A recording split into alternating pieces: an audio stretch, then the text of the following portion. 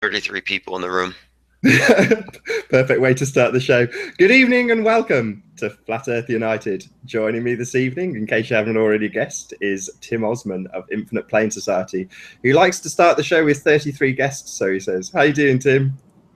Very well. Thanks for calling me on. I didn't know we were live yet.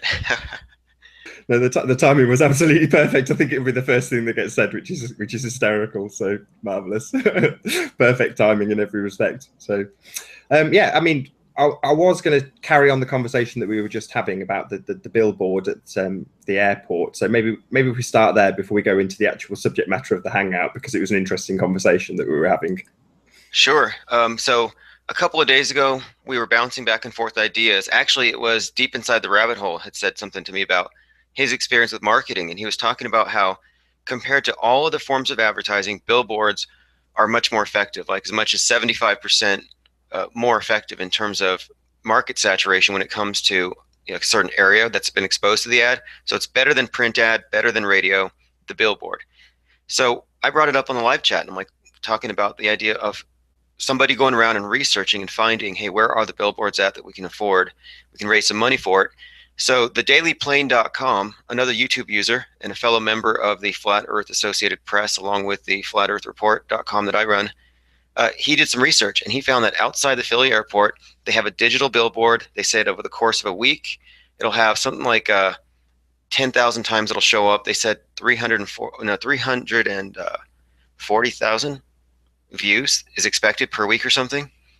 And it's like 800 or 900 bucks a month. So we crowdsourced it. And then last night, we actually raised enough money for it. So there will be a flat earth billboard outside of the Philly airport. Do you think the next step will be to start using some of their tools against them and subliminally planting the Helen sex cell into these adverts as well, maybe? Yeah, exactly. And I think the viral potential for something like this, because how many people are going to be taking pictures in front of it? And I'm thinking, you're just getting off a plane, especially if you're someone who doesn't travel every day. But your first time, you just spent the whole afternoon looking across the tops of the clouds. You didn't see any curve. And so they're going to be a little suggestible. So I think it's the perfect place to put one.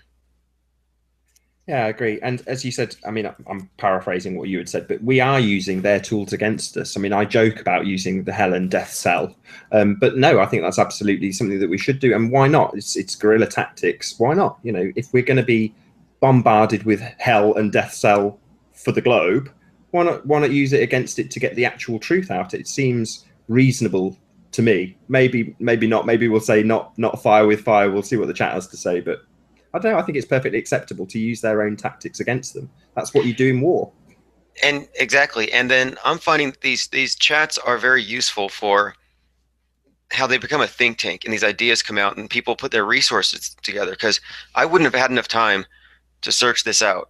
And so it's actually becoming a useful organizational tool. And since it is kind of guerrilla, we don't have their big budgets, but when enough people put their heads together and they want to see something happen, everyone chips in, it happens. And so it's kind of nice to see that we can launch a project this fast. I mean, it took less than 2 or 3 hours to actually get it to be fulfilled. Ace McLeod in the comments says that I'm a shill. Yeah, thank you. I am a shill. I'm a shill for the truth, along with Ace Nathan is Oakley. interesting because Ace originally had an idea to try and take away the sting of people quoting the word shill or to all and sundry without actually. Oh, Siri's popped up at the word shill. So yeah, Ace's original idea was to actually try and defuse it by calling literally everyone a shill, even just without exception. Small child, you're a shill, doesn't matter. So it sort of took away the sting. So that's Ace's bag as far as I can tell. Well, my take on the shill thing is that even if 1 in 10 of the people in this YouTube community, in the chat rooms, content creators, even if 1 in 10 are agents or shills, whatever you want to call them, it's not going to matter. There aren't enough of them to go around. All these live streams that we have all night, I'm seeing it. It's just they don't have the resources to keep up with us anymore. And that's why it's important to get outside of YouTube, because they concentrated here, and now the dam's breaking, and now we're in the streets more and more frequently. So I think instead of calling shill, focus on getting the message out and getting enough people in here that we can drown the shills out. All these scared little church ladies running around, the slightest, hand sign, they start freaking out. Yeah, that's another one that people do deliberately as well, and I don't know if that necessarily has the same effect. If you pull a 666 hand sign in jest or not, it will get picked up on and pointed out. And I don't know. Do you think it's a bit of a farce, the whole hand sign thing? No, it's actually. I think it's consistent. I think it is a real thing, but it's. I don't really take it that seriously, except if it's like in a purposefully staged, like an interview, where it's part of their language. It's part of their. It's kind of like a formal ritual setting could be carried out in public if you don't know what to look for. Because I saw this before. I pointed it out in an old video where it was just from a few months ago. Stephen Colbert, he brought on Neil deGrasse Tyson, and I saw him do these gestures that the average person's not going to see anything, but if you're an insider or you're initiated into the Masonic Lodge, you would recognize what he did because he did the left hand down, right hand up, swearing, and then he dragged his hand across his neck twice, and then they did the 5 points of contact Masonic bro hug. Like you kind of see this stuff, and they do in fact use it, but I think people kind of they kind of jump the gun a little bit sometimes. Well, it's a tricky one to explain because you're obviously going out there on a limb and saying the whole religion thing is a nonsense. It's part of the paradigm. It's part of the control structure. It's there to keep you in check. But at the same time, you've got people. Dave Weiss recently shared an interview with me for a Caravan to Midnight interview about satanic ritual abuse, and the woman whose name I forget, apologies, but the person who was being interviewed, the lady, was explaining that this was a generational thing, and she was essentially a fourth generation individual who'd been subject to this ritualistic satanic abuse. So it's hard to explain to an audience that yes, absolutely, there are Satan worshippers, there are people who absolutely believe in Satan, but that doesn't mean he's real. It doesn't mean that the stuff that happens in his name isn't real either, but that's kind of a hard message to get across because it's so convoluted. Well, I happen to think that I think you're referring to Kathy O'Brien. A lot of these people who ran the Satanic Panic were actually like even what's the guy, Ted Gunderson. They're disinfo agents, and they're trying to get you to play into the black and white Hegelian dialectic, God versus Satan, so they can scare you back to God that they control, because it's the state-controlled God of the mainstream organized religions. The truth is the elite don't worship Satan. They're polytheistic. They worship Jesus, Jupiter, Venus, Apollo by other names. But they want you to think it's God versus Satan, so you run back to them. It's an old trick. Sure, but it's like I say, it's hard to explain that to somebody if they can just go and immediately reference a video that shows satanic abuse, because then the abuse is real, Satan isn't. Well, the abuse is being done in the name of, like if you actually read some of the very disturbing accounts of the victims of clergy abuse, it's done in the context of being the love of Christ being inflicted upon them. Like they don't invoke Satan when they rape these kids. They do it for Jesus. It's sick, I know, but that's what they do. It's got pederasty at its core. That's how they roll. It's Rome, ancient Roman culture, and they never changed, they never reformed, and they never started respecting people. It's still the same culture of slave-owning parasites who pose as gods and want to rule over an ignorant slave class. Well, this is the crux of the show. Perfect segue. Thank you very much. So I came to not a realization, but a sort of an idea, which I put in the little advert, which you already know, but I'm speaking to the audience, about the idea of people like Dr. Xavier, or for people who are a little bit older, maybe, although Dr. Xavier is still pretty old, he's in comics, but yeah, they're going back a little bit further. You have Doctor Who, which you did a little video on recently as well, IPS, and these wheelchair-bound, mind-controlling doomsayers, as you would call them, maybe you'd phrase it better than I did, but are loosely related, or maybe not loosely related, to a lot of the characters, shall we call them, that are presenting us with the heliocentric lie or deception. Whether they know or not is a different matter, but that's not necessarily part of this subject. But it would seem that there are strong parallels between the science fiction and the reality, in the same way as we have with anything from NASA. You know, you have the science fiction version in Star Trek, and then you have the reality version in NASA.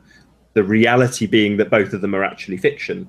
And I think the same is true for people like Stephen Hawking. So maybe if we start with Stephen Hawking and Xavier, and then from there work our way through the entire timeline. So one from the beginning deception through to what we have now, if that makes sense. That's a bit of a Yeah, mouthful. actually, and I have a new piece of information that I think everyone here will appreciate regarding this subject.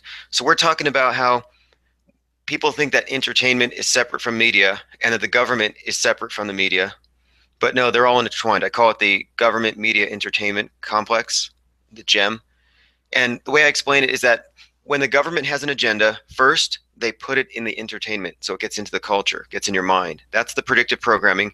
Then they use the media to introduce it as a real thing, whether it's a school shooter, global warming, some type of psyop, or even an archetype, a character, a politician who was represented as an archetype in the media. And this is Stephen Hawking. And then they use it to advance a governmental agenda. So in Hawking's case, you had various wheelchaired, physically impaired geniuses that were just like cold, calculating, scientific, and they were just paragons of objectivity, like super intelligent brains on a life support system. So you had Captain Pike, and then you had the other guy from Doctor Who. What are those ones called? The from Doctor Who, that's like the wheelchair guy with Well, it's Davros that's the actual character that's like Davros. the Okay, leader. so Who's Davros, Captain Pike, and then you had Professor X. Same archetype, right? So here's what I'm saying: they build these archetypes in the minds of the masses, hitting the different generations. You have all been exposed to this archetype, and then they introduce it to you in the media in the form of someone who embodies the archetype, such as Stephen Hawking, who happens to be advancing big government agendas, depopulation, fear of asteroids, the whole heliocentric system. I call him a New World Order sock puppet, an animatronic doomsayer. He's a PR front for big daddy government. And here's how the system works, though. There's a trick to it. I have a link here for you. Go to wikipedia.org/transference, and it talks about how they can psychologically transfer. It's like archetype transference is another one. It's Carl Gustav Jung talks about this, where if they can create this archetype in your mind and you emotionally resonate it with it when you're young, you will transfer those feelings to someone who embodies it. Do you know what I mean? Yeah, absolutely. You get them while they're young. Basically, it's the same principle with the globe. This is why I like the subject. It seems like there's a hell of a lot of parallels here. Yeah, exactly. And so what I'm posting a link in the comments. It says Transference and Archetypes by Carl Jung. And it's a little clip there. Excuse my spelling. But what it's basically showing is that they're doing this intentionally. So they're engineering these characters that specifically that they're going to introduce later on purpose. So Stephen Hawking was basically put there after they had already sowed the idea that this is the archetype that you can identify as someone to trust, someone objective, someone who's guiding humanity. And that's how they've propped him up. He's like our prophet.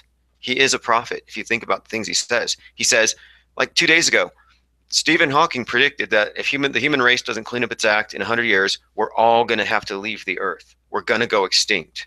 I mean, how sick is that? Yeah, typical doomsaying. What is it you call it? Futurism. Jesuit futurism is the word I would use, yeah, where it's a doomsday prophecy.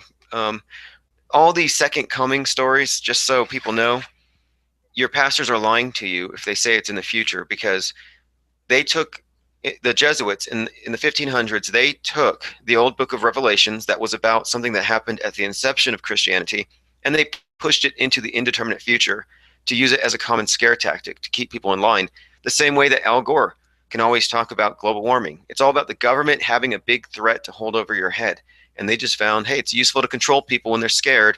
So let's tell them, look busy, Jesus is coming, and condemn the other sinners, self-police. You don't want to bring down the wrath of God. And that's why you have all these busybody, mean green types telling everybody else to watch their carbon footprint. It's the same disease, the same sickness. So, and it's the same story as the Avengers. You know, you've got. I'm not a big comic book fan, but I've got a vague idea of these people named. But you've got the god of the underworld, or whatever you want to call him, the most powerful guy of all, Kronos, who's coming back. Essentially, like you're saying, keep yourself busy because this guy will come and take you out if you're not. And then you've got Nick Strong, who's running. I've forgotten the name of it. Shield. You know, the guy with the one patch. And these are all archetypes for people who are like running the army, running the government. They're the same thing. They're running the defense network for Earth against a god.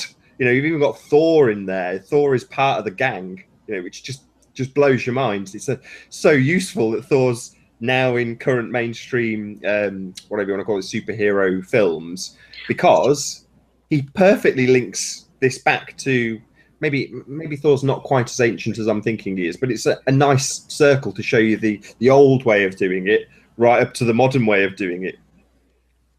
Well, that's why I wanted to talk to you is that this system, this blueprint they have of creating, you're using archetypes and then aligning leaders with the archetypes. That's the basis of how they deify the ruling elite. This has been done since the beginning. That's how you have the Pope being the vicar of God. And so what they're doing is they're just using modern archetypes, namely these very popular superheroes, and they're using the archetypes in order to get things into the public mind so that they can be plugged in, so those archetypes can be transferred later. So this will even help you make a lot of sense out of some of these bizarre instances where people seem to take on different identities later. Like hypothetically, if it is true that we'll say Alex Jones is Bill Hicks. I know people hate to hear that, but let's say it was true. And I'm trying to think about how would something like that make sense? Well, maybe this character that they built up that people related to that tapped into a certain demographic, they wanted to transfer that to this particular ideologue that they were going to introduce. Do you see what I mean? This Yeah, this quite follow. this idea of transferring, and I can name a weirder example. It's just kind of off the rails a little bit, but there's this bizarre conspiracy theory that Christopher Reeve, who played Superman, didn't actually fall off his horse, but that he instead got a really blotched nose job, just a big old ridge put on there, gained a lot of weight, and he came back as the man bear pig. So this theory is that they introduced Christopher Reeves as Al Gore. And so people say that's absurd. And then you look at the pictures and you're like, okay, well, I can see how this could have been done, but why? And I'm saying it's because he embodied the archetype of Superman, people related to his kids, and they transfer the archetype to the man who's going to save the world from global warming, from all the evil polluting capitalists and their toxic sludge. They even carry all the storylines forward, and it's all about transferring the archetype. And I think that since politics and entertainment and Hollywood, it's all the same thing, it's the same system, it makes sense if you look at it in what I call archetype casting. It goes one step beyond just typecasting an actor for a role. Archetype casting means they have to embody the archetype that the public has already been inundated with so that they unconsciously transfer those emotions to the type that fits the archetype.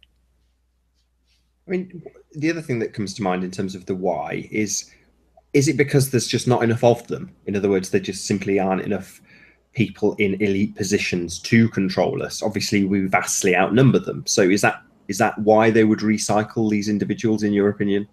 You know, I thought so because that's one less pair of loose lips to watch over. Secrecy, keep it all in the family, multiple roles. It's people just like it makes a lot of sense, but I think there is something about archetypes that they do know how to operate with. And this is an old thing they've been doing forever. And you see it with all of the various celebrities. I call it Hollywood archetype casting because I've been observing this for quite a while. And Right, explain what you mean. Stereotype, archetype. What's the difference? okay, yeah, like an archetype would be something a little more universal, like a mother, versus like a stereotypical Jewish mother or a stereotypical black mother. No, the archetype mother um, is a little bigger than a stereotype. It's like the one. It's more like Platonic idealism. It's the definitive one. And these are archetypes that are said to be, just basic. Only I would say they're built into our consciousness. Like they're part of us. Like we all have these archetypes that are part of your life as a human being, no matter what you do. Like you have, and it's going to vary a little bit, but there's certain feelings that we all have in common. We all have hatred. We all have rage. We all have mothers. And so we've all experienced these archetypes in different forms. And so the elite know that if they can create that feeling through their pageantry, their movies, their stories, and they can get you to relate to certain archetypes, that they can bring out leaders that match the archetypes and cause you to relate to them in the same way. And I'm seeing this done. This is how this whole idea of this deified elite they've always associated themselves with sun gods. And one way they would do it is spread stories. So for example, Vespasian Flavius, the father of Titus Flavius, he was said to be able to cure the blind with his spit, just like Jesus did 30 years later. He was said to heal the lame and cure the lepers and all that. And so these are old myths about healing that if you're a sun god, you can do these things. These are like his miracles, like Superman had miracles, right? And so the way these leaders would convince the public that they were in fact godlike beings worthy of worship is they would spread these myths or rumors or stories that they could do these things. And they'd have shills claiming that it was true. there's been a long history of kings with healing hands and the ability to cure the people, and it's all a fraud. It's just to trick the superstitious, brainwashed people into overvaluing how great their leaders are because they're just human beings.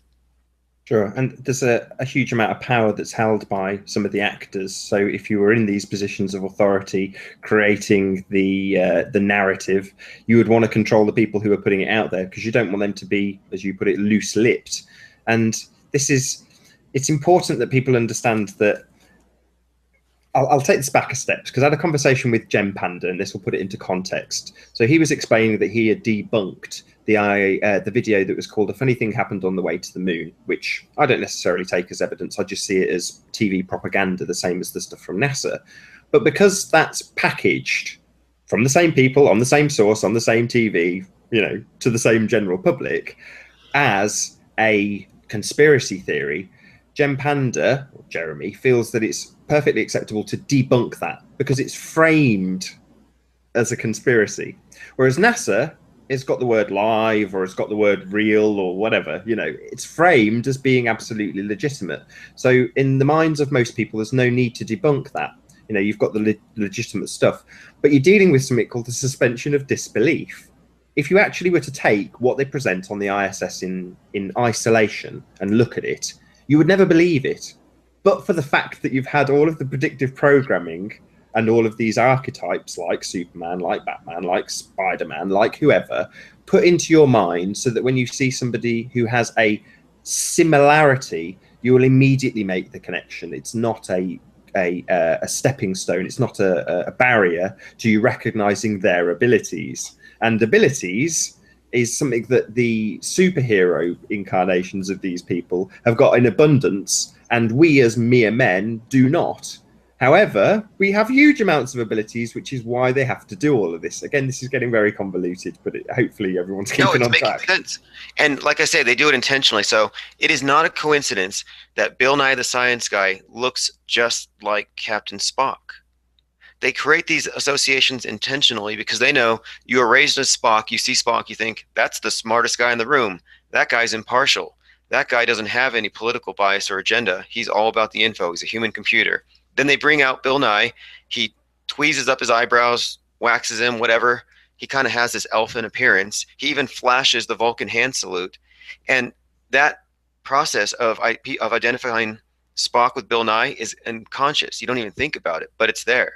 And until someone calls it out, you might not even recognize it. And this is not coincidental. They do it on purpose and they build up archetypes in advance. I've even caught instances of them doing this with politicians where they introduce a character first so that when the politician comes out, you have an idea of you already associate them unconsciously. And then they can drive the point home by pointing out the similarities for good or for ill. And they do the same exact thing in the Bible. So you've got the allegorical stories, which nobody's ever going to take as actually happening. They're used to make a point, and then you have actual events. And it's no different for what we have now. The TV is now our Bible. It's the means, it's the tool that they use to control us in the same way as text. You go on about the movable print text, the typeface. Get it right in order. The movable typeface printing press. There we go. That was exactly the same principle as we have now with the TV and the internet, and they are absolutely and totally controlled by the people who, not surprisingly, want to keep us under control. So when we talk about stories from the Bible, our stories now are Godzilla, Superman, Batman, everything you see on TV. That's the same. How did you phrase it? The government media Entertainment complex, or GEM, government entertainment media. Yeah, it used to. I mean, Thomas Sheridan would refer to it as the entertainment matrix, or the entire thing, including billboards, newspapers. That would be the matrix as a whole, because all of these things are utilised for the same purpose. So if it's an advert for a TV show on Sky, it will have the subliminal programming as part of that show, mainly to get you to watch the show, admittedly, not necessarily to program you with globes, because that's already a given. That's already done. But in other words, you're being bombarded with this from every angle. But our current text, our current God, is the Bible. We've got the Manchester attack, and at the moment, I've got a daughter, and we went to a Gymboree class, and they had a minute's silence in the middle of the class. And I'm rolling my eyes for obvious reasons, but that is essentially people's God. The God of your world says this happened. Do not question it. Yep. And I think it's important to draw the parallel because the idea of the Reformation was just that they controlled the mainstream media narrative of the day by keeping the Bible in a language that only the elite knew and the poor weren't allowed to know. And so it gave them a lot of power. So the Reformation meant people could actually read it. It's catalyzed by the movable type press, and it changes the dynamic. And so right now, as you said, we might as well say that the reality filter of the day, the Bible of the New World Order religion, is the TV. It's the media, the globalist media. But what we're doing when we're analyzing psyops and criticizing their roles and their acts, like we make fun of Robbie Parker and all these others and how fake it all is. Well, what we're doing is we're translating their Bible into the Vulgate, and we're distributing the information out there and changing the balance of power again, because we're no longer giving them the power to define the narratives that define the parameters of our lives. And so I'm calling this a new Reformation, and that's why I'm encouraging people to become content creators, because we have to speed the process up so that they can't stop it. And also recognize the other parallels. I mean, you've mentioned Neil deGrasse Tyson and people of that nature already. They're the new priests. You know, these are the people who tell you what's what, and you're not to question them as individuals. They are, what's the word? Infallible? Is that the right word? Yep, infallible. Yeah, And so yeah, the Pope was actually considered infallible for a long time, and I think they kind of changed things. The church is like excellent for camouflage itself. It knows how to hide itself, its true nature. So, like if you went to the church in the 60s or 50s rather, the priest would have his back to you. The women would have their hair covered. It'd be read in Latin, and every Easter they would pray for the deceitful, perfidious Jews, and they would still have it official dogma that the Jews incarnate the body of Satan collectively, and that they still need to compensate or say they're sorry for killing Jesus. Like the Catholic Church was actually officially and dogmatically anti-Jew until the 60s, before they became very, Vatican II, very open and liberal. amazing. I said at the beginning that we've gone all around the Wrekin. I'm hoping to bring this into a line now, so we actually, or you more accurately, because I can't do this. This is why you're here. But yeah, so explain the path. You've done this many times on your show, but the sort of the starting point of where they lie, the Apollo and the lights in the sky, basically, and how the individuals who are on the ground are deified, or this is something maybe you can explain better than me, but anthropomorphized versus deified. Where's the difference? Yeah, good question. Yeah, what I'm saying is this: is that they claim that leaders are deified, and they have myths to explain. Like this one is born of this god, and they have different ways of writing themselves into the myths. And today, the elite are trying to use the ancient alien stories to give themselves an in to convince us that there is a royal bloodline. But that's the big trick: there are no royal bloodlines. That's like one of the biggest hoaxes out there. But the other end of it, the anthropomorphizing of government. This is what it is. Like we all know what Big Brother is. Big Brother is the embodied or the nanny state. You're anthropomorphizing government, putting it into a figure like a mommy or a daddy. And we do that derisively, but that's truly what they want you to do. The transference I talked about, archetype transference. Well, every child has a mother and a father archetype, or they relate to it as like a god. And then you have siblings, you have the whole family, you have the elder. And so what they have done with the astrotheological cult is they have taken the sun, who's the sun god, the father, the king of heavens, who's Jupiter. You have the wife, who is Isis or Venus, the goddess, and then you have grandpa, who's Saturn. So you have this like family unit built into this astrotheological myth. And what they do is they anthropomorphize it by bringing them down to earth and saying, oh yeah, your ruler is an embodiment of the sun god. And so what you do by making this claim is you're having not just Big Brother, but the entire family unit. And this is important when you have a totalitarian state with no nuclear family, where the state raises the kid cradle to grave, like Brave New World, Plato's Republic. This is their ideal. Their ideal totally controlled state means no nuclear family, and instead you allow that transference, that emotional bond, to form with the government. And this is the basis of state-olatry and worshiping the king, worshiping the father figure, wearing the big hat and the scepter and all that. It's all a trick. It's a way of farming human beings by playing upon our psychology and our natural way of bonding. with the parental figure. That's why when you say sucking at the teat of government, well, that's pretty much what they're doing. And the government wants you to be childlike. Like even in the Christian church, they talk about you must be childlike, and then they call the priest father, and you have the sacred mother. And this system isn't coincidental. It's consistent everywhere it's used. It's a blueprint, a template for controlling masses of slaves.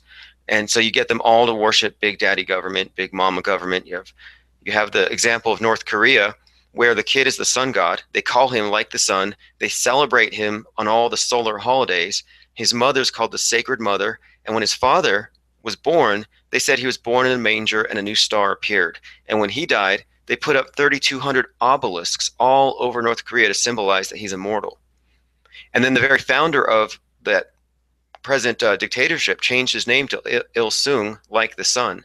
Like what I'm saying, they took the Roman imperial cult, where sun worship was the official state religion, and they implemented it in North Korea and created a pharaoh, a royal bloodline.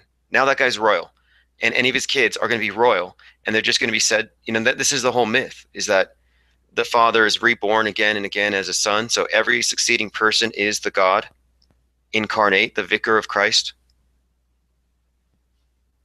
This is how people should realize how this is being done, is to look at North Korea, because it's not comical, because it's actually happening, but it's easy to see it when it's not you, when you're not being subject to it. So rather than, it's hard to say, let's all look at North Korea as an example, but it's a good one, because the people who are trapped on the globe, they can look into that and say, well, that's nonsense.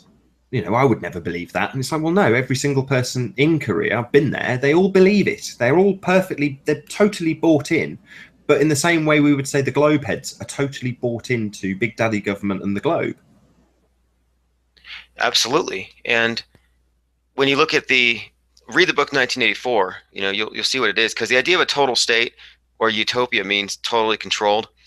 And it's these societies, they have it down to a science. Like if you read any of these defectors from North Korea, they will talk about it, how it takes them years to get rid of this idea that the dictator can still read their minds.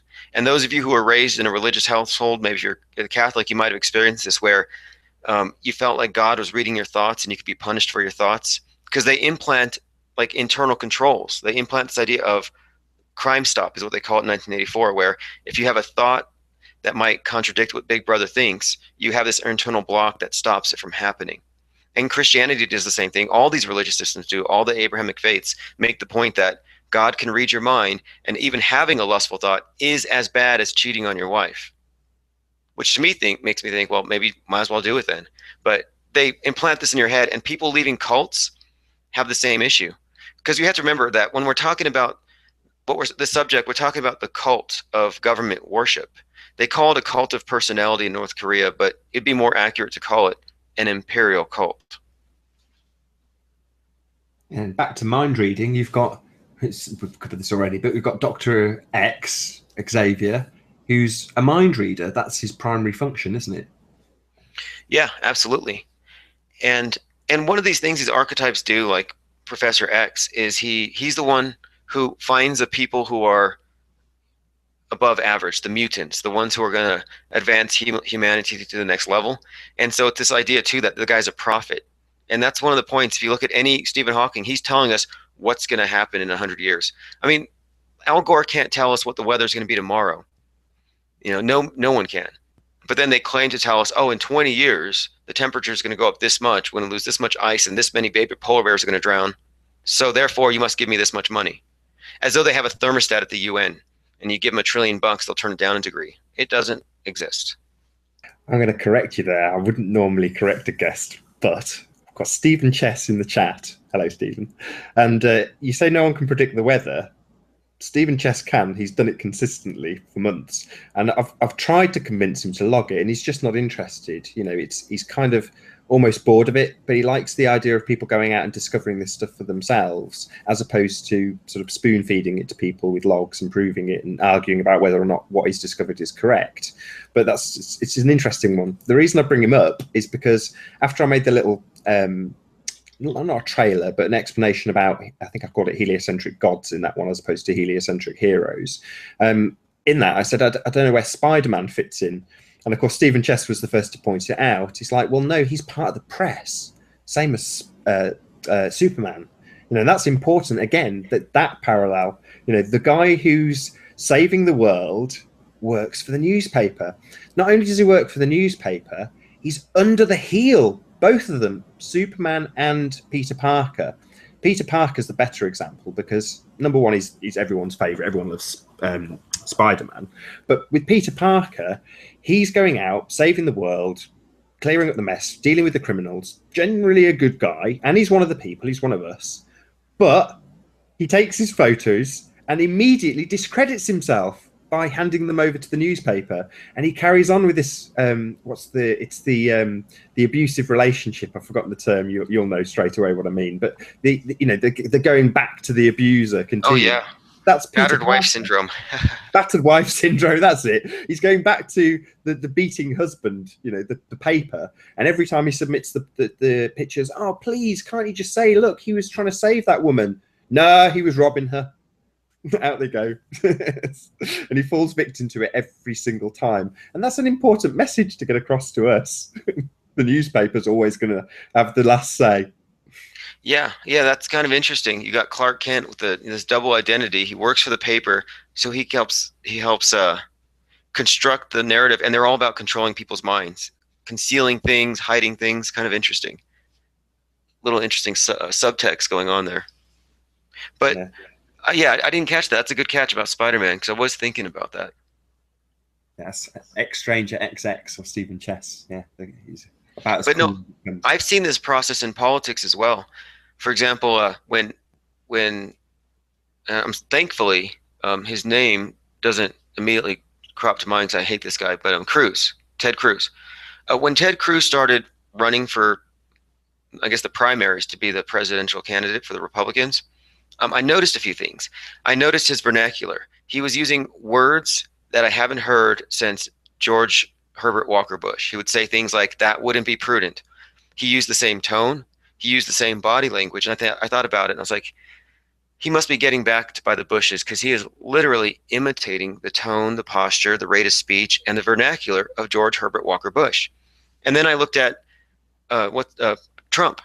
Trump was using Reaganisms, even using the same slogans. I mean, Make America Great Again was originally Make America Great. Same platform, reaching the same people, and using a lot of the same words, the same verbiage. And then the same arguments were used against him. He's just an actor. You can't take him seriously. And anyway, my point is that politicians will consciously mold themselves off of successful politicians of the past and try to carry it forward, or they'll adopt a persona that matches somebody popular that they want to be associated with. Like, so for example, I was noticing for a long time Will Smith. I believe that Will Smith was being used to get everybody ready for Barack Obama and to relate to Obama as the way they relate to the Fresh Prince of Bel-Air, the same character. They identify with these characters. And they made the associations when Barack Obama was introduced to the public. A lot of people were saying that if anybody is going to play Barack Obama in a movie, it's going to be Will Smith. And then you'd see pictures of them hanging out together. Not a coincidence. This is the archetype transference that Carl Jung talks about. And the elite do it all the time. That's why when they bring out somebody new, you got to look at how they were represented in the media, because that'll tell you who they are, I think. See, that's interesting. I didn't see that. I'm such a not a TV watcher, but I was always drawing the parallels between Obama and Nick Fury because he was actually in the cinemas at the time or during his tenure. So you've got Nick Fury, who's he's running the secret army, if you like. But that's, to me, that was about Obama. That was his character. But maybe it's just because he's black. Because obviously Obama. Oh no, you're right. They'll fuse him. They'll fuse him. Listen, I mean, they fused. Okay, because they custom tailored the gods. And so when they introduced the Christ figure, they made him someone who fulfilled all of the Jewish myths and then did all the miracles expected of a sun god like Dionysus, turning water into wine, a Saturn sun god, god of harvest, multiplying loaves, the sun god Dagon multiplying the fish. All the miracles, all the characteristics were taken from all these different gods in order to package him into the perfect figure to be worshipped. And then they transferred that archetype to Titus Flavius, to Caesar. And so, yeah, you're right. You caught Nick Fury. You could probably put together 3 or 4 actors and see what demographic they reach, and you'll see, yeah, these were set up here intentionally to relate to people on a certain level in order to get them to vote for the guy later. This is like 10 steps on though, because what boggles my mind is how this starts with them getting characteristics of celestial bodies. You know, how do we get from, you know, is it Set, the moon? How do we get from there to what we have now? It seems bonkers. The journey seems illogical in my mind. I know you've broken this down before. Don't get me wrong. Sure. Sure. Yeah, no, it does. Here's what I say. I look at it more as a template, and that they just take general characteristics and then anthropomorphize them. So if you're going to anthropomorphize the sun, it's going to be the giver of life. Also harsh because it can kill you, dehydration. You have this drama that it would be a god of life because it's essential for life. Whereas the moon would be associated with mystery, with secrecy, which is what the goddess archetype usually represents. Um, and then you have the different planets and their movements through the constellations. And this is where you get these stories. But so it sounds convoluted, but let's look at it this way. You have this, we'll go with the sun, just because this one's really simple. Every single day, the sun goes through a journey. It's born, so it's a child, and it's on the horizon. That's the child Horus. I would say at its hottest point, at its zenith, when it's showing its full fury, that would be like Ra, when it's highest in the sky. And I think the word Ra Kit, someone pointed out, might tie into that. But then on the west, when it sets and it goes dark and the sun dies, well, this is the evil twin or the evil brother of the sun god, his half brother Set, the prince of darkness, who kills the sun god. So every day he goes from baby to grown up to getting killed. And when he's in the underworld, the sun god is worshipped as Osiris, the god of the dead, the sun god in death in the underworld, because it was like at night the sun is in the underworld. That's their concept. That's how the myth was written. But at night, the goddess, she's the goddess of the night. Her cloak is the stars. You'll see the Queen of Heaven, Mary in the Catholic churches, always has a blue robe with stars. That's the night sky. So every night, the goddess puts her dead son or dead husband back together so that they can have another kid and have another day. So she assembles his body. Set, the Prince of Darkness, didn't give back the phallus, so she puts an obelisk on him, resurrects him. So after the resurrection, she mounts him, whatever, conceives a child, the goddess of the night sky, and that child again the next morning is Horus, the sun god on the horizon, who chases away the Prince of Darkness. Like, and you see this all over, like Luke Skywalker defeating Darth Vader.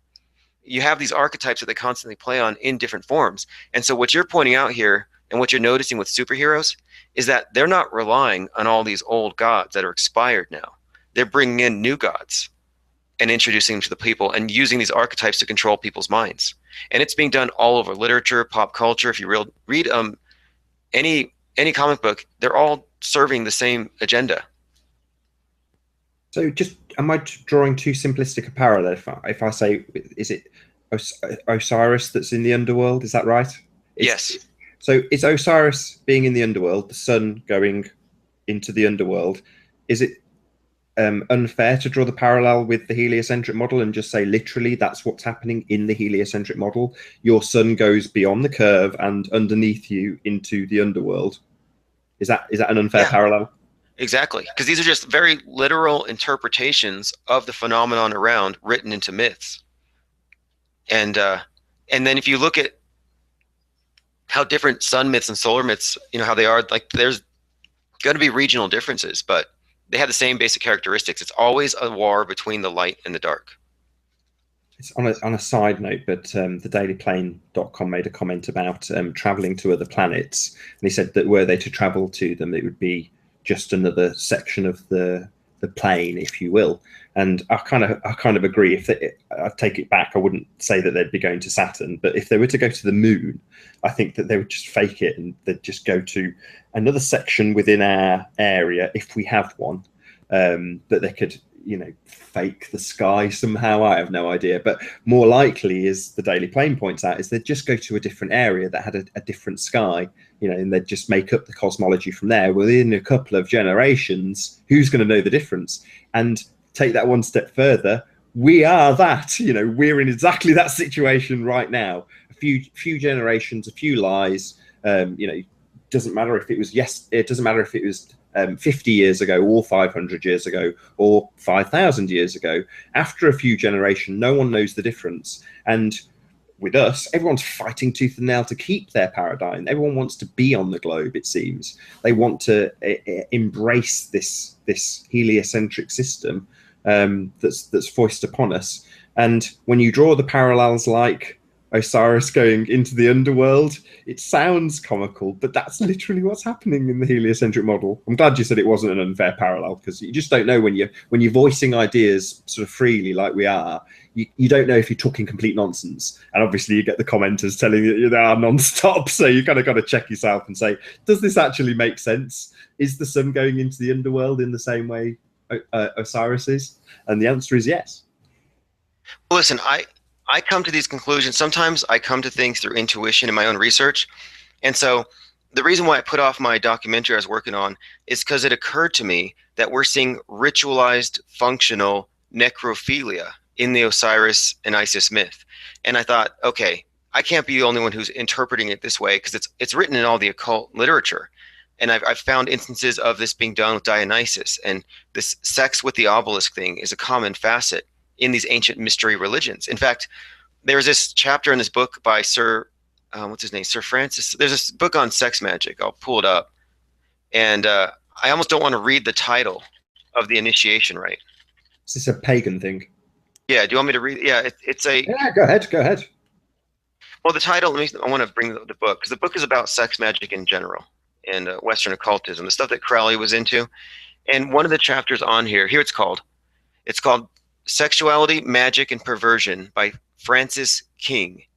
And the first chapter is called Dildo for a Witch. And it's about how in these covens, they would have these sex magic rituals where they're actually reenacting these things. And they actually they had some sort of ritualistic impregnation of the goddess in a ritualistic format.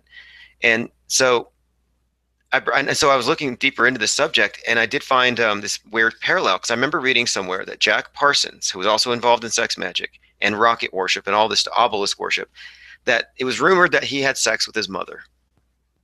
And Jack Parsons was like the Aleister Crowley in America. Like, that was his rank within this organization. And the idea of him having sex with his mother was that he saw himself as Horus, right? And it's just like, there's this weird,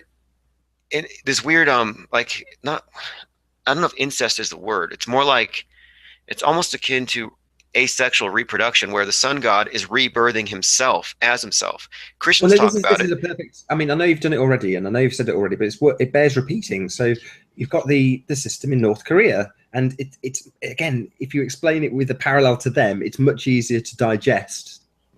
Yeah, because what they're saying is that this guy who's ruling over you is the guy who just died, that we put obelisks to honor, that he is literally the reincarnation of himself. That's what I mean by it's like asexual reproduction, and they constantly reincarnate. And so you see this in Christianity, where they say Jesus is his father, but they're two different beings. It's like, no, that's how it gets so convoluted. It's an astrotheological cult, and they're two different beings. But if you can convince people that this guy was a god in the flesh, and he's just reincarnated every generation, you can keep the con going. And that's how it rolls. They have this claim, they have like a pedigree or a lineage that they can say, oh, look, this is my lineage, I came from this. And it's an old blueprint, but I look at North Korea because it's a current modern example of this ancient template in use.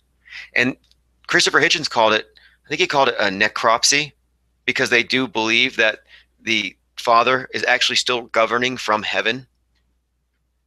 Exact parallel to Jupiter, king of the gods, governing from heaven with his vicar, the sun god, on earth. I mean, for all intents and purposes, the dictator of North Korea is functionally no different than the Pope. Now I'm going to ask a question that maybe will get picked apart as being a false dichotomy, but are they actually against them in North Korea because he's trying to create his own heliocentric system of sorts, with him being the god of it all? I mean, you go back maybe 100 years, and China was anything, I don't want to say China and North Korea totally different, but you know what I mean? The Eastern world was kind of separate from the Western world much more than it is today, and he's hanging on and still deifying himself and all the rest of the things. Kim Jong Un we're talking about now. Is that? Do you think they actually hate him, or is it just another reason to put war on the TV?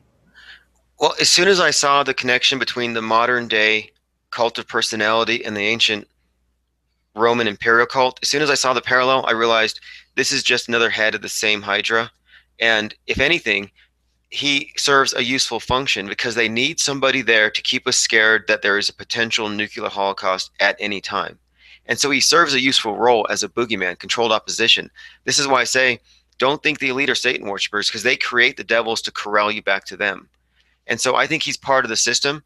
And it also caused me to re-examine all of their rocket tests because now we know these rockets are not anything more than cylindrical blimps with a little bit of rocket propulsion and a lot of fake, fake effects, sound effects, TV, CGI, whatever they do to make it look convincing. That's a balloon. And so now we know it's just sun worship. So basically, in my mind, they're not even a threat. It's just like, okay, you got this kooky sun worship cult, just like the one that runs over our lives over here, and they all work together. Yeah, talking of rocketry, John LeBon did a good video questioning the validity of some of their missiles and talking about the center point of rotation and the fins, and he's just looking at it basically, and it was fascinating because you look at this stuff and you think, again, I've seen on TV a gunship launch something, and that's it. I'm convinced. I've fallen victim again. And it takes somebody like John LeBon to come along and go, well, hang on a second. Let's have a look at these things. How do they work? What do they do? And you go, oh, okay. Same thing applies with Kim Jong Un. You said he's controlled opposition. So he's basically the new Saddam Hussein, is what you're saying. I believe so. And about the rocket thing, that's a fair question to ask because, see, I was in air defense artillery, or the unit I was in. That wasn't my occupational specialty, but I spent 3 years around this new form of the Patriot missile system, and I knew all the people who worked in the system. I assisted with the field exercises and everything. But when they actually did their rocket tests with the private contractors out there at the missile ranges, only a select few were actually there. So you could work on the system for years and never see it operate. And even then, they put the missiles out in the foreground. You're way in the back with the fire control system, so you're not even seeing it except for a little blip on a radar. So they can tell you it has all kinds of stuff, but to me, it's like a big Wizard of Oz bluff. And since seeing through this thing, the world is a safer place in my mind. And another superhero parallel. So Tony Stark, the weapons specialist, he's the guy who can see the weapons actually being assembled and built and tested in the movie. And then, of course, he sells them to the governments because he's marvelous and he makes really good missiles or whatever he's doing. But he's another archetype. He's another individual that's there to say, yes, there are people who go out and create these amazing weapons that can keep us all safe from potentially gods, because that's part of that plot line now. Tony Stark started out as a relatively realistic superhero. He's just using his armor. He's a normal guy, a bit like not like Spider-Man because he's been mutated, but you know what I mean. He's a regular guy just with armor. But as that plot line has progressed, I'm sure I've got the name wrong, but Kronos, this god that's eventually going to come and he's going to fight with this human, and the only thing that stands between God and this human is his ability to create weapons, just like the ones we see on TV in a much more boring way. Yeah, and have you heard this correlation between Elon Musk and Tony Stark? I mean, someone has pointed out that there's this association that they're trying to build up. Have you caught anything on that? Any articles on it? Yeah, a few times. I haven't read any articles. I've heard it mentioned a few times. I'm sure Jaron has mentioned it a couple of times. Yeah, because these are not coincidental resemblances, and they're worth looking at. Here we go. Yeah, Robert Downey Jr. modeled his portrayal of Tony Stark after Elon Musk.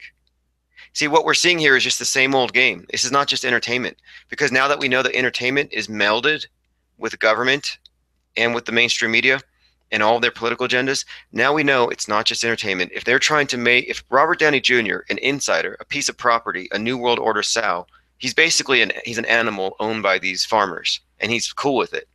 And his role is to do whatever they tell him to do and to say what they tell him to say because he's an actor. I mean, he's talented and all that, but we have to be honest, these people are serving a useful function for government. They're propagandists. They're not just entertainers. That's kind of the big deception. And by the way, they're actors on the stage and off the stage. You never see the real person. And so if they're associating him with Elon Musk, it's because they want the people who like Robert Downey Jr. and like the Iron Man movies to relate to Elon Musk in the same way and see him as some tech wizard who's going to carry us into the next century, advance us to the next stage of evolution. And it's like Elon Musk makes dildo balloons and he worships pagan gods and and puts out really poor CGI. I mean, he's like the poor man's NASA. There's not he's the reason people are seeing through a lot of the stuff, I think, because SpaceX cannot put on as convincing a show as NASA. That may be so, but you summed up on, I can't remember if it was last night or the night before, sort of price categories for these people, and you had the gold, the silver, and the bronze. And I would call Musk and Tony Stark, these type people, they're silver. You know, the gold people, they're very, very limited in number. But the silver are the people like these actors that are paid 20 million, 30 million an appearance and are phenomenally rich. But ultimately, they're totally controlled, so they don't probably get to use any of that money in the way that they would if we had access to that kind of cash. But they're ultimately completely bought and paid for and on that silver rung. And that you've detailed. But the bronze rung, I like, it's fascinating because the bronze rung is where we are. And we includes people who you would perhaps, if you're in the Monty Python upper, middle, lower class. No, those are all bronze, all of them. We're all bronze. And I've seen this firsthand. As you go up in money and wealth, the systems that are in place are so well structured to keep you essentially at the same level. So people have their aspirations raised because of their high income levels, and they end up with bigger houses, bigger mortgages, bigger bills. And most people going up really, really high in terms of what you would think would be phenomenal earners aren't actually that much different. This is in the Western world to you or I. They don't have access to any better gadgets. They don't have any access to any better cars. You know, you could say their cars are a bit more shiny, but ultimately speaking, this is the bronze category, and we all sit in it. And you can see it when they compare the salaries of the one percenters to the rest of us. You see a graph that goes, I'll try and get it on the whole screen. You know, the 98% is pretty much all on exactly the same level. Then you get the one percenters. In other words, the people who are at this end of the scale are the people who, in Britain, they'd be the people on, 300, 400, 500,000 a year, which seems phenomenal. Wow, what a huge amount of money. Well, no, no, you're still in the bronze category. The people who are in the silver category, they're the Musks. They're the Richard Bransons. They're the Downey Juniors. The whoever. These are the people that sit in the silver category. The gold, I've no idea. I mean, we will probably never even see these people. Would you agree?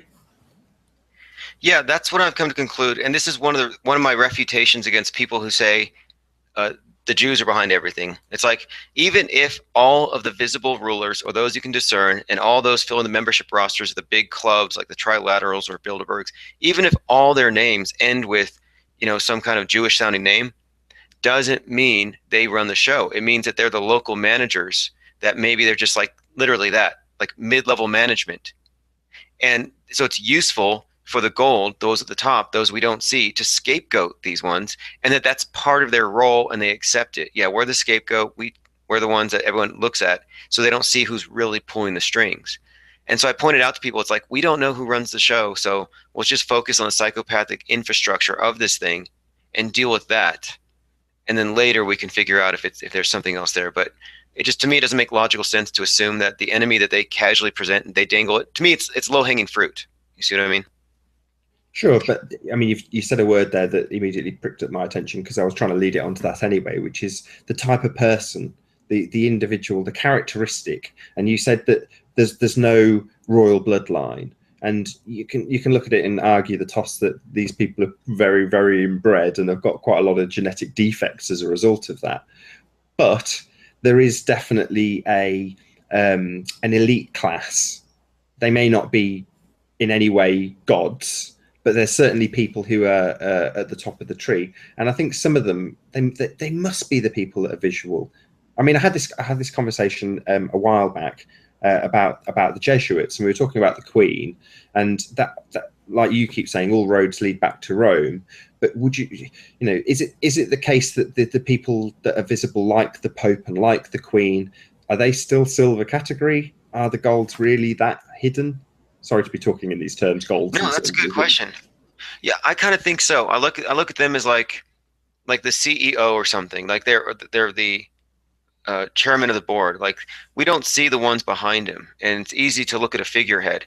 Like you've heard of the Black Pope. They say the real power behind the Pope is another office held by a man called the Black Pope. And so you do have this. It's all esoteric and exoteric. So they definitely present you with the wall of lies. But then beyond that, they definitely screen themselves behind something else. Like you don't see the Wizard of Oz till you go to the Emerald City and rip the curtain apart. You have to actually dig and dig to even see it. They're too smart to let themselves be seen in the open. Now, whether they are um, royal or not, I think it's not really a matter of them being like genetically different. I think it's just that they pass down this psychopathic system and they hand down the keys to the next person. Like Jesus handing the keys to the kingdom to St. Peter. The idea is, yeah, here's how we run the show. This is the order of things. You do not breed with the slave class. And so it's like I see them as farmers. Yeah, I mean the psychopathic element, that sounds spot on to me. In other words, the system is what we are trying to brace against, and maybe this is something I'll touch on in the future. But a lot of flat earthers go around accusing specific people. I've done it myself. Of lies. So one of my earliest videos was accusing Dr. Brian Cox of, I don't know if I did actually accuse him of being a liar. We'll see. I'll have to go and look at it again. But I think my point in the video was that he's being told what to say by the producer, and he's saying, why do we need to even go? It's about the moon landing. They're going to a site. I might as well just explain it all. They're going to a site that will test the distance to the moon by sending up a beam of light, and they get a few return signals, like one or two tiny little amount from the reflectors that they were left on the moon during the Apollo program. And he's being explained this by the producer so that he can regurgitate it on camera. That's the purpose of going there. And the Brian Cox is saying, well, I don't understand this. This is pointless. Of course we've been to the moon. This seems pointless. And the guy saying, well, how do we know we've been to the moon? Well, because we've got the reflectors up there. That's the point we're trying to make here. Just make the point. In other words, Brian Cox he's just an actor. He's not perpetrating any deception. In fact, in his mind, he's going, this isn't unnecessary. I don't need to explain to people that we've been to the moon and there's reflectors up there that prove it. Of course we have. It goes without saying. The point is, he's not perpetrating any lies. But I've seen so many thumbnails that say Dr. Cox or Brian Cox lies, or liar or fraud. You think, well, no, he is perpetuating what he's been taught through the system. And the system, the matrix, the psychopathic control grid, whatever you want to call it, has been, how did you phrase it? The keys have been passed down from father to son, generation to generation, however you want to look at it, so that the system keeps perpetuating itself, so that Brian Cox regurgitates that stuff without lying. In other words, it's the psychopathic control system that we need to be bracing against. That may be protected, defended by certain individuals, but at this stage, it's certainly not being created by anybody. Nobody's intentionally trying to deceive. If you watch any of the mathematicians who are, really chuffed with themselves when they make something that Einstein got slightly wrong, when they square a circle, when they get the maths right, they don't look at it that they've fundamentally changed the makeup of the universe. They just see it as them solving a maths problem because that's their compartmentalized training when they've gone through their university or their campus or whatever. That's how they've been trained. So they're not even in the slightest bit lying. They're just perpetrating the deception that's come about through means of psychopathic behavior. And these people might have done it 500 years ago. The argument's out there now that it's much, much older than that. You've certainly put that argument in a very coherent way. But I still don't think that it's the case that we need to brace against individuals. In fact, I think that's part of the system that's been set in place. If we're going to fight amongst ourselves and start calling Brian Cox, who could be our greatest ally, literally. If he was to turn to be a complete turncoat and turn into a flat earther, wouldn't he be the best ally in the world? But he won't. He if he comes to this little corner of the internet, what will he see? He'll see he's been branded a liar, and I think that's unreasonable because it's the system that's at fault. Regardless of if it was created by psychopaths, it must have been. It's a psychopathic system, but that doesn't mean that Brian Cox is a psychopath or lying. Sorry Okay, for that that's a fair point. diatribe. No, that's a very fair point because we're looking at people who are indoctrinated into a religion. So it would be no more fair to say Brian Cox is lying than to look at your nearest priest and say he's lying because they actually believe all that bullshit. Exactly. That's funny. And by the way, Deep Inside the Rabbit Hole has suggested here that you don't have any legs, and that's kind of a lead-in because yeah, you're just like Professor X. You're the Professor X. You're the Xavier of Flat Earth, and you do not have legs. In fact, right? You're an actually you're a I wheelchair-bound actually evil told Dave genius. Weiss to type that with my that's how that happened. That was actually me. Well, yeah. For those of you who just arrived, we were already talking about now. What's the guy's name in Doctor Who? It's Davros. He's the Davros. Dalek Okay. with the man's body at the top. Alien slightly, but yeah, man's body. Yeah, okay, that's the one, Davros. So we didn't get too far off track though, because what we're talking about for those who just arrived is how they have a process of here's how they influence us. And I conflate the government, entertainment, and media. So they introduce something to you in the entertainment when you're young, so that you can identify with it emotionally, you have different feelings towards it. And then later, when you're older, it'll show up in the media in a psyop, in an operation, or in a character or politician you're supposed to believe or follow, and that advances a government agenda. So what we're saying here is that Stephen Hawking was sent, he was there to fill the archetype created. He was going to be the type for the archetype of Professor X, Dave Ross, Captain Pike, and that it was done intentionally to advance this globalist idea of the human race will go extinct if we don't leave the planet, global warming. And so it's a system of introducing propagandists to you by putting them into your subconscious first. And so I was looking up Carl Jung, and he has a, if you look up Wikipedia, look up transference, and you'll see they have this down to a science. And that if you do emotionally bond with like Professor X when you're young, that archetype, you will psychologically transfer it to Stephen Hawking if he's brought to you in the same context. It's an unconscious thing. I mean, the best one we haven't touched on at all, which is maybe we've mentioned him a couple of times, but Superman, because Superman is an alien. He's from another world. He's from Krypton, a planet which was destroyed. So just in his the few words that make up Superman's backstory, you've got the concept of a planet being destroyed.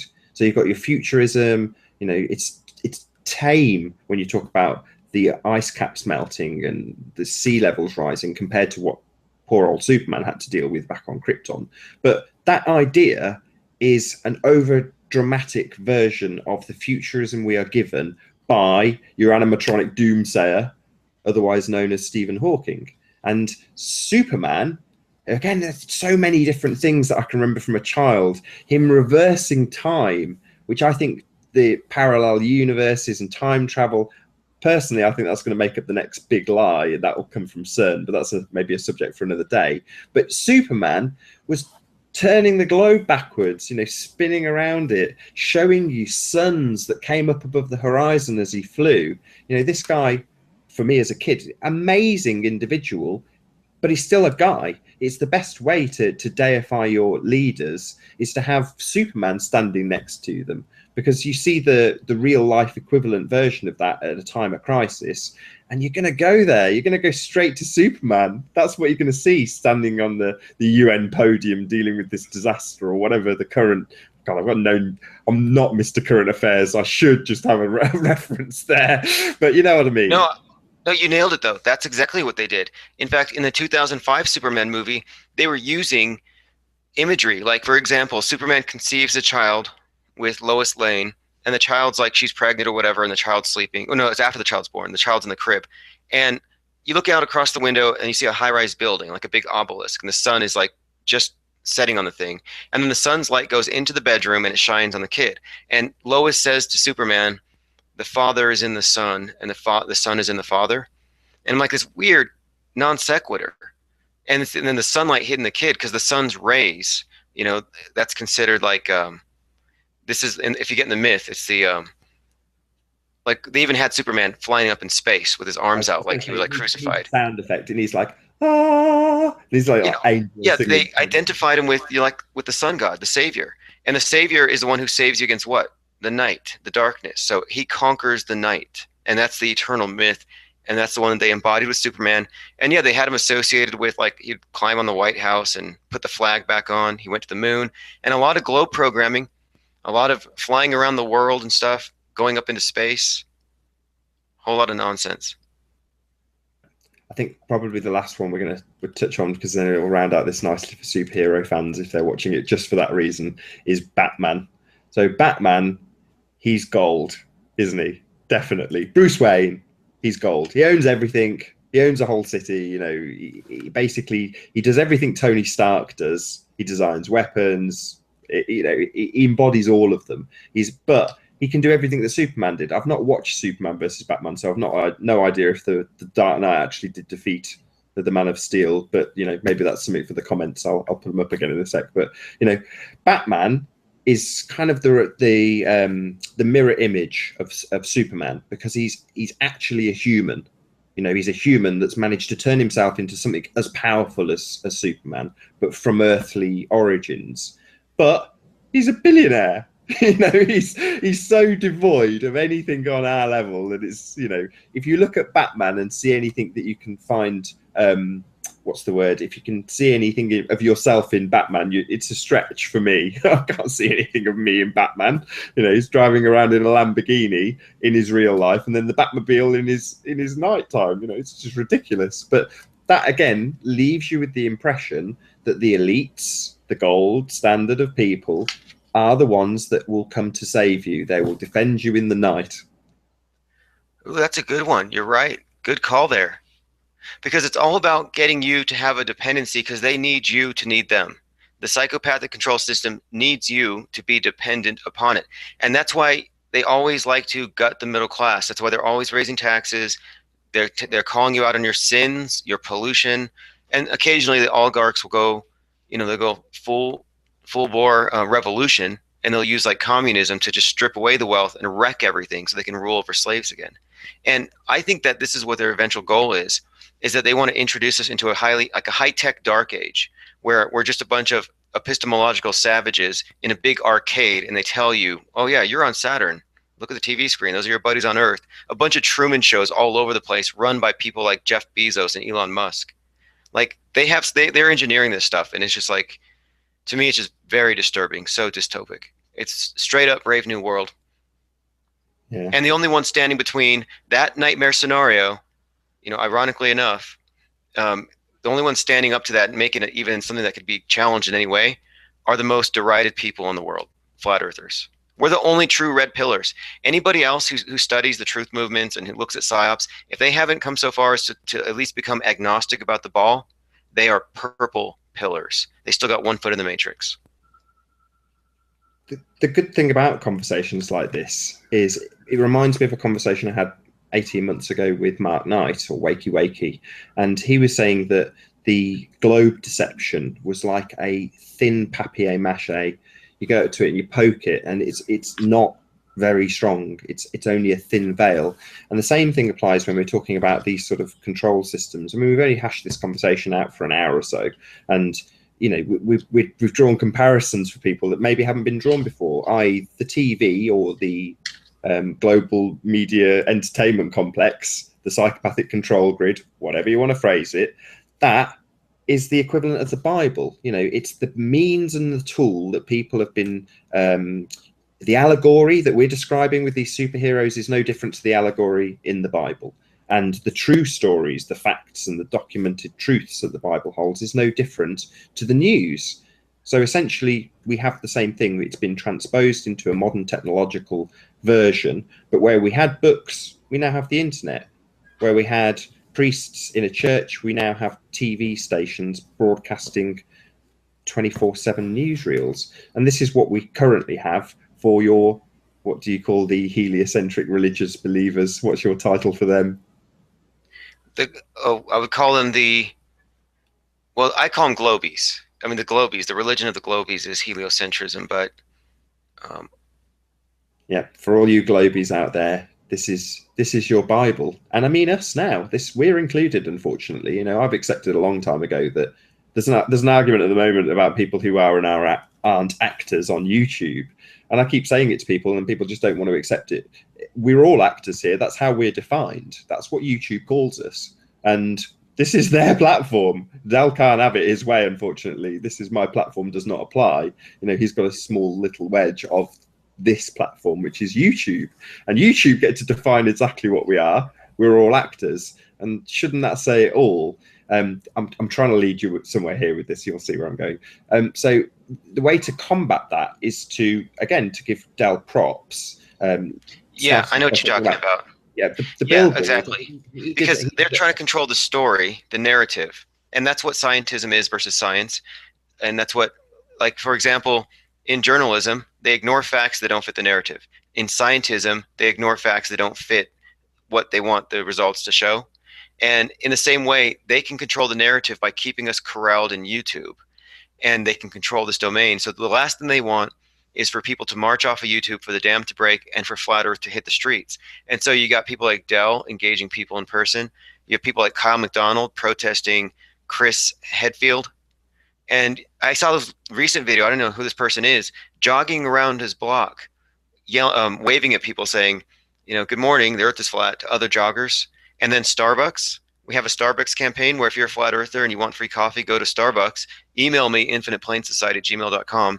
I'll send you a gift card, and all you have to do is just say your name is Earth is flat when you order your drink. And that's the last thing they want. They don't want us getting out of this containment zone. Exactly. So this is something that Dell's done so well. He's hit the streets, and it was unfortunate. I hope you two have now set aside your differences, but there's sort of no need for a turf war. Is where I was going with that little diatribe.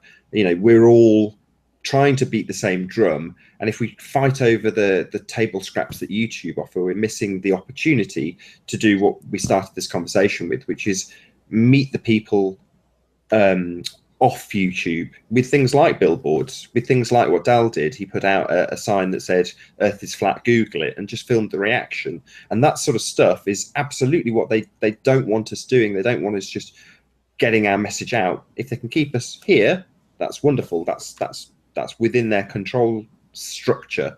So yeah, there's no harm, I feel, in saying contradicting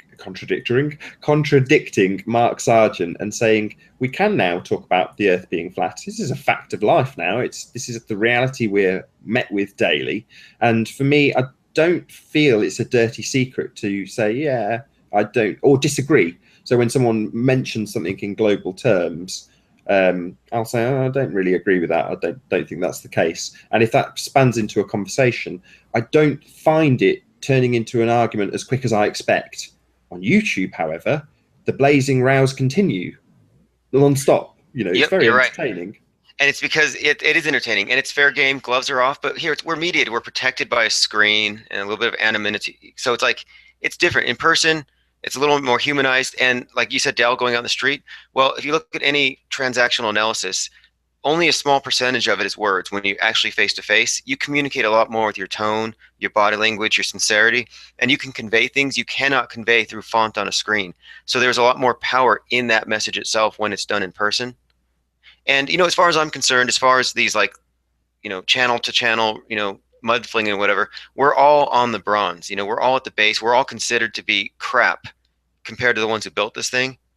So that's why I made that one post. There are no enemies on flat Earth, because even if I don't like you, we're all part of the same meta tribe and we have the same goals and we're up against the same thing. And we're defending those little kids from this brainwashing camp they're being inducted into, like Jeff Bezos there. Jeff Bezos, he's teaching these toddlers about how they're going to go to the moon. I'm like, who let their kids around that guy? He hired Podesta to work on his newspaper. How sick is that? And they were You don't give bored, your kids to Dr. Evil. but they were bored. They didn't look like they were paying attention. Exactly. Exactly. Which means that, and that's what they want. They just want you to go with the flow. They don't need you to think. Thinking's not a requirement because you're just an animal. You just need to believe. And flat earthers think a lot. That's something I've picked up on. These And chat maybe rooms are think tanks. I mean, the ideas that come out of them.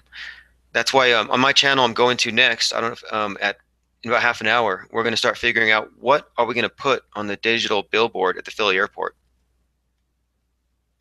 Very, very cool. Have you got time for maybe one last subject, which is Sure. along the lines of psychopathy? And I don't know if I'm going to get stick for bringing this up or not, but if we're highlighting that the control structures have come down from psychopaths, how do we deal with the exact same problem in our own community? Ooh, good one. You know, my take on this lately has been it doesn't matter if 20 or 30% of the people here have ulterior motives, if they're agents, if they're here to disrupt things or whatever. It doesn't matter. As long as we keep pushing forward with the message, there'll be an influx of people that will drown out all of that. They don't have enough trolls to go around. The other night, I led a little friendly raid on Earth Discussions 2.0 because they normally get a max activity of 6 people watching at a time. And so we sent over 50 to thumbs down and just spam it with hashtags about how the earth is flat. And they only had 2 wrenches. They couldn't wrench us all. And I'm like, they can't wrench you all. Just keep going in there. And my point is that the more we spread out, we decentralize, we start new live feeds, and we start new communities, new content creators. All this stuff, anything having to do with ego or little unfriendly competition, it'll be lost in the mix. So I just say focus on the goal, and the rest of the stuff will just kind of fall to the wayside. Good stuff. I'll point out that my legs are actually in shot at this stage. With that, I'm going to say a massive thank you to Tim Ozman. It's been a real pleasure chatting superheroes and archetypes and stereotypes. It's been really, really good fun. I've enjoyed every minute. So thank you ever so much for being here. It's been a real pleasure. Thanks, likewise. And hey, I want to put a book recommendation here. There's a book called Mutants and Mystics. Mutants and Mystics, Science Fiction, Superhero Comics, and the Paranormal. I think you ought to read it. I read it a few years ago, but I'm going to have to do a rereading of it because when you've come to the flat earth thing, you have to reconsider some things that you looked at in the past. But it's called Mutants and Mystics. I think you would get a kick out of it. You can find it on Amazon. Can you also give a quick plug to your channel and your website? Because there may be people who watch this who don't know who you are. Oh, yes. My website, I have 2. I have the flatearthreport.com, which is like the Drudge Report for flat earthers. It's a news aggregator. And then infiniteplanesociety.com. And if you go to infiniteplanesociety.com, hit the blog, and you'll be updated on the art show that's happening in July and any other updates. I keep a podcast there so people are updated as to what I'm doing. Good stuff. Thanks again to Tim Ozman and to all of you who have been very politely chatting away. I've got you up on screen now, so thank you to all of you. I've not bothered to shout you all out, but I've had you on screen, so hopefully you've been reading the messages that have been scrolling by. Be sure to like, share, subscribe, and once the video finishes rendering on YouTube, comment below. I've been Nathan Oakley. I'll see you all in the next video.